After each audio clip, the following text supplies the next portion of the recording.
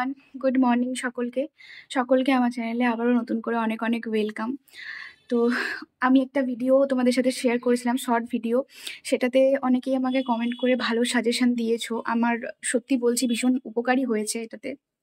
কারণ অনেকেই বলেছো ডক্টরের কাছে যাও, অনেকেই বলেছো যে এগুলো হয়। অনেকে আবার একজন দিদিভাই বলেছেন যে ওনারও মানে হয়েছিল, ওনার তারপরের দিনই ভর্তি করে নেয় এবং সি সেকশন করে। তো এই জিনিসগুলো বলেছো।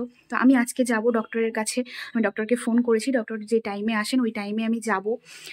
তো এখন ব্যাপারটা হচ্ছে এই প্রবলেমটা মানে আমার প্রত্যেক দিন যেন মনে হচ্ছে একটু বেশি বেশি হচ্ছে।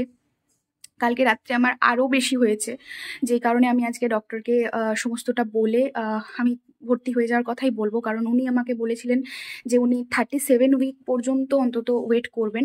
তো আজ যেহেতু 37 উইক পড়ে গেছে, তো আমি ওনাকে বলবো যাতে উনি আমাকে অ্যাডমিট করে নেন। কারণ আমার পক্ষে টলারেট করা ইম্পসিবল হয়ে যাচ্ছে রাতের দিকে, ভীষণই কষ্ট হচ্ছে। খুব বড় কথা হচ্ছে আমার অ্যাকচুয়ালি সত্যি বলতে আমার হাজব্যান্ড ছাড়া আমার কাছে কেউ নেই এমন যে এই জিনিসগুলো বুঝবে বা আমাকে হয়তো সামলাতে পারবে।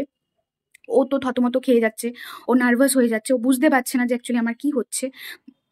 আর যখন এরকম কষ্ট হয় তখন আমি কন্ডিশনে থাকি না ওকে বোঝানোর মতো যে আমার কি হচ্ছে। তো সেই কারণেই আমরা ডক্টরকে এটাই বলবো যে যেন অ্যাডমিট করে নেয়। কারণ আমাদের জন্য খুব ডিফিকাল্ট, মানে ভীষণই ডিফিকাল্ট।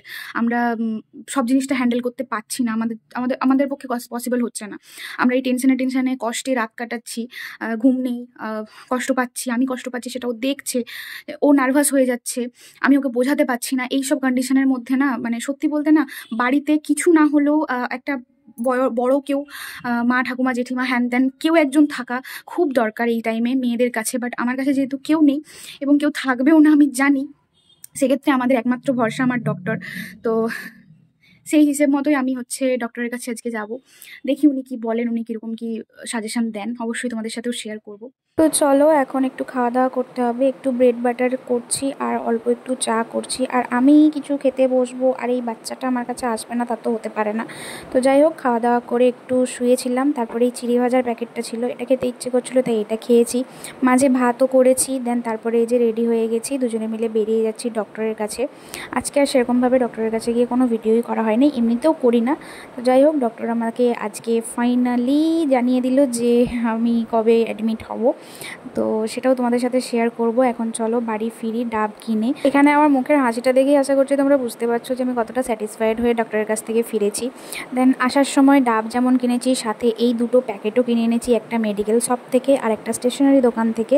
কারণ আমাকে যেহেতু ফাইনালি বলে দিয়েছে যে কবে অ্যাডমিট হতে হবে, তো আমাকে তো সব কিছুটা অ্যারেঞ্জ করে রাখতে হবে।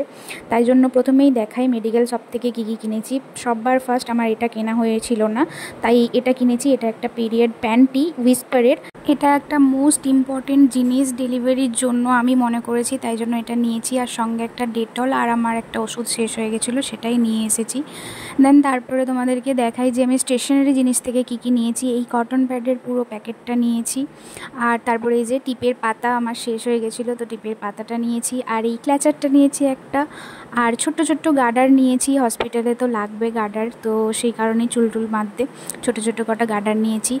আর ও হ্যাঁ, এগুলো দেখিয়ে আর বলতে ভুলে গেছিলাম, এই একটা লিপস্টিকও নিয়েছি। আমি যে কালারের পরি সেই কালারেরই ম্যাটে একটা লিপস্টিক নিয়েছি। তো এই সব জিনিসপত্র নিয়ে টোটাল বাড়ি চলে এসেছি।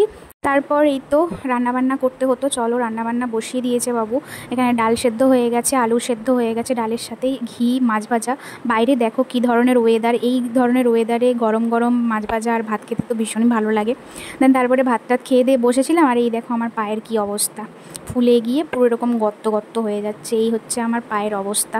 চলো আজকের মতো এখানেই শেষ করছি ভিডিওটা। ভালো লাগলে একটা লাইক, কমেন্ট অ্যান্ড সাবস্ক্রাইব করতে একদম ভুলো না। আজকের মতন বাই বাই।